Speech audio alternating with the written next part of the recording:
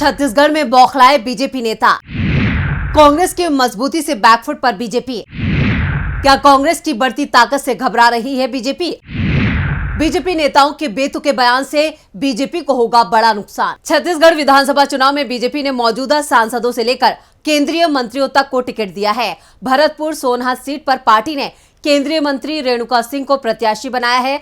कांग्रेस का आरोप है कि रेणुका सिंह बाहरी प्रत्याशी हैं, जिन्हें स्थानीय नेताओं पर थोपा गया, जिसका विरोध उन्हीं के कार्यकर्ता कर रहे हैं। इस पर रेणुका सिंह ने सोनिया गांधी के बहाने कांग्रेस पर पलटवार किया है। लेकिन रेणुका सिंह ने सोनिया गांधी को लेकर कहे गए अपशब्दों पर एक बहस का नया मोर्चा खोल दिया है। सवाल उठा है कि विरोध और तंज के दौर में शब्दों की सीमा पार करना कितना उचित है।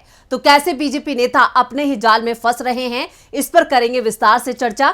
नमस्कार, मैं हूं परवीन शेख। आप सभी का हमारी स्पेशल रिपोर्ट में बहुत बहुत स्वागत है। छत्तीसगढ़ विधानसभा चुनावों ने बढ़ाया राज्य का सियासी तापमान। बीजेपी नेता फिर कर रहे हैं भाषा की मर्यादा पार। कांग्रेस नेताओं पर बेतुके बयान देकर खुद का कर रहे हैं नुकसान। कैसे राज्य में बिगड़ रहा है बीजेपी का खेल। छत्तीसगढ़ की 90 सीटों पर 2 चरणों में मतदान होगा।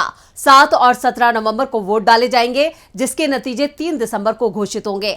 छत्तीसगढ़ विधानसभा चुनाव 2023 के लिए बीजेपी ने इस बार काफी पहले ही अपने उम्मीदवारों की लिस्ट जारी कर बढ़त लेने की कोशिश की, लेकिन अब बीजेपी नेता ही बीजेपी का खेल बिगाड़ने में लगे हैं। 4 सीटों को छोड़कर बाकी सभी सीटों पर बीजेपी अपने प्रत्याशी उतार चुकी है।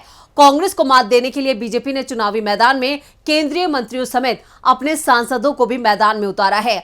कुछ सीटों पर उम्मीदवारों के ऐलान के साथ ही नाराज दावेदारों का घमासान भी नजर आ रहा है, जो पार्टी के अंदर की गुटबाजी को बयां कर रहा है। इसी माहौल के बीच भरतपुर सोनहत सीट पर स्थानीय बनाम बाहरी प्रत्याशी मामले पर कांग्रेस ने तंज कसते हुए बीजेपी उम्मीदवार के तौर पर केंद्रीय मंत्री रेणुका सिंह को बाहरी प्रत्याशी बताया।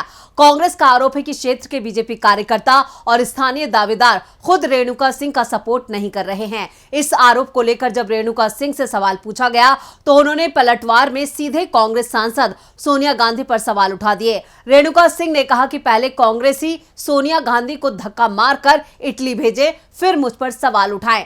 अब उनका यह बयान उनके लिए बड़ा सिरदर्द बन गया है। रेणुका सिंह के वार पर पीसीसी संचार प्रमुख सुशील आनंद शुक्ला ने जवाब देते हुए कहा कि बीजेपी कार्यकर्ता ही रेणुका सिंह का विरोध कर रहे हैं, जिससे रेणुका सिंह बौखला गई हैं। कांग्रेस संचार प्रमुख सुशील आनंद शुक्ला का कहना है कि रेणुका सिंह ने सनातन परंपरा हिंदू विवाह पद्धति का अपमान किया है। उन्हें अपने बयान पर माफी मांगनी चाहिए। वैसे किसी भी सीट पर उम्मीदवार के तौर पर नेताओं की पैराशूट लैंडिंग या बाहरी को उतारने पर बवाल कोई नई बात नहीं है। विरोध में नारेबाजी, बयानबाजी का सिलसिला भी बीजेपी में नया नहीं है। राजस्थान में भी बीजेपी उम्मीदवारों को अपने ही नेताओं और कार्यकर्ताओं के विरोध का सामना करना पड़ रहा है।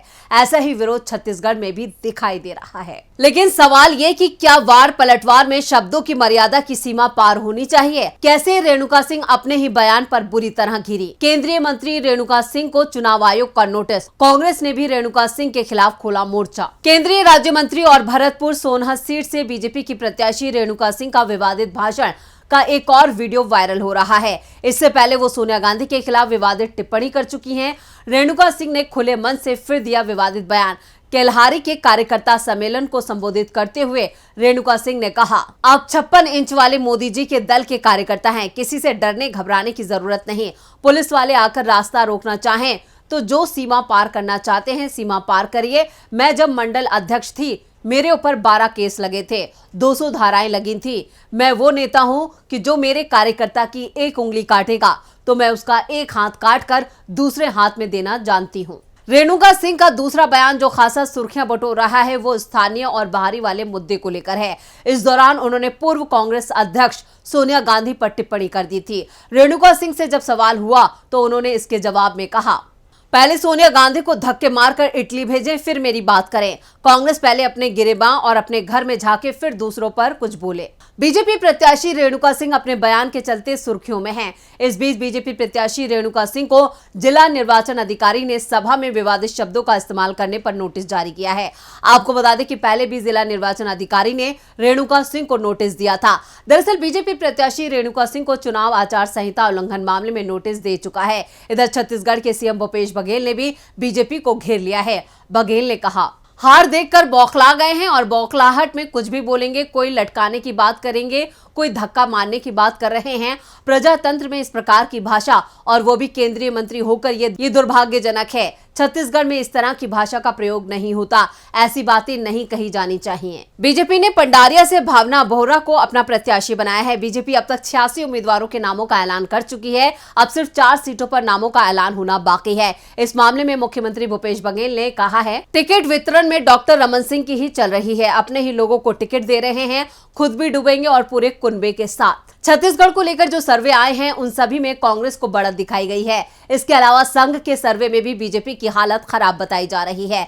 ऐसे में इन चुनावों को लेकर बीजेपी ने एड़ी चोटी का जोर लगा रखा है। वहीं भूपेश बघेल फिर से सत्ता वापसी का दावा कर रहे हैं। कांग्रेस को भरोसा है कि छत्तीसगढ़ में फिर से कांग्रेस आ रही है। वहीं बीजेपी के दिग्गजों ने राज्य में अपने दौरे बढ़ा दिए हैं। गृह मंत्री अमित शाह तो लगातार छत्तीसगढ़ जा रहे हैं। आज भी वो छत्तीसगढ़ के दौरे पर हैं और साथ ही छोटे छोटे नेताओं के नामांकन में भी शामिल हो रहे हैं। इससे बीजेपी की घबराहट को समझा जा सकता है। पीएम मोदी के चेहरे को पार्टी यहां भी भुनाने की योजना में है। इसके तहत लगभग हर हफ्ते पीएम मोदी के छत्तीसगढ़ प्रवास की योजना बनाई गई है। छत्तीसगढ़ में गृह मंत्री अमित शाह ने डाला डेरा। बीजेपी ने पीएम मोदी को लेकर बनाया खास प्लान। हर हफ्ते पीएम मोदी की होगी छत्तीसगढ़ में चुनावी सभा। क्या अमित शाह और पीएम मोदी बीजेपी की नैया लगा पाएंगे पार? क्या पूर्व सीएम रमन सिंह पर पीएम मोदी को नहीं है भरोसा? छत्तीसगढ़ को लेकर बीजेपी ने स्टार प्रचारकों की लंबी लिस्ट तैयार की है, जिसमें पीएम मोदी सहित गृह मंत्री अमित शाह, उत्तर प्रदेश के मुख्यमंत्री योगी आदित्यनाथ और केंद्रीय मंत्री स्मृति ईरानी सहित कई नाम शामिल हैं। यानी इन नेताओं के सहारे बीजेपी जीत की जुगत लगा रही है। यानी आने वाले दिनों में बीजेपी नेता विवादित बयानों की बाढ़ जो है वो आने वाली है। चुनाव की तारीखों के ऐलान के बाद राजनांदगांव से गृह मंत्री अमित शाह ने बीजेपी के प्रचार का आगाज किया था। इसके बाद आज उन्होंने फिर जगदलपुर में जनसभा को संबोधित किया। वहीं पूर्व केंद्रीय मंत्री रविशंकर प्रसाद ने भी नारायणपुर में सभा को संबोधित किया। दोनों केंद्रीय नेता पार्टी उम्मीदवार के नामांकन में शामिल हुए और उन्हें जिताने के लिए जनसभा को संबोधित किया। बीजेपी के पक्ष में माहौल बनाने की कोशिश की। छत्तीसगढ़ में 2 चरणों के चुनाव के बीच पीएम नरेंद्र मोदी की 3 बड़ी सभाओं के कार्यक्रम की तैयारी है। इससे पहले प्रधानमंत्री मोदी बस्तर, रायपुर और रायगढ़ में जनसभा को संबोधित कर चुके हैं। माना जा रहा है कि सरगुजा और राजनांदगांव क्षेत्र में पीएम मोदी की सभा हो सकती है। कवर्धा में 18 अक्टूबर को विजय शर्मा की नामांकन रैली में असम के सीएम हिमंता बिस्वा शर्मा शामिल हुए थे। झारखंड के पूर्व मुख्यमंत्री अर्जुन मुंडा की कोडा गांव में 19 अक्टूबर को जनसभा है। 3 पूर्व केंद्रीय मंत्री रविशंकर प्रसाद की नारायणपुर में 20 अक्टूबर को जनसभा है। केंद्रीय मंत्री स्मृति ईरानी 28 अक्टूबर को छत्तीसगढ़ जा रही है। रक्षा मंत्री राजनाथ सिंह 4 और 5 नवंबर को बस्तर और राजनांदगांव में जनसभाएं करेंगे। बीजेपी के राष्ट्रीय अध्यक्ष जेपी नड्डा की 6 सभाएं छत्तीसगढ़ में हैं। सांसद रवि किशन और मनोज तिवारी की रायपुर, भिलाई, सरगुजा में सभाओं की तैयारी की जा रही है। योगी आदित्यनाथ भी छत्तीसगढ़ पहुंचने वाले हैं। यानी बीजेपी ने अपने सभी दिग्गजों को चुनाव प्रचार के मैदान में उतार दिया है, जो बीजेपी की घबराहट और कांग्रेस की मजबूती का संकेत है। तो ये थी हमारी स्पेशल रिपोर्ट। आपको हमारा ये वीडियो कैसा लगा, नीचे कमेंट बॉक्स में अपनी राय जरूर दें और इस वीडियो को ज्यादा से ज्यादा लाइक करें और शेयर करें। देखते रहिए डीबी लाइव। नमस्कार।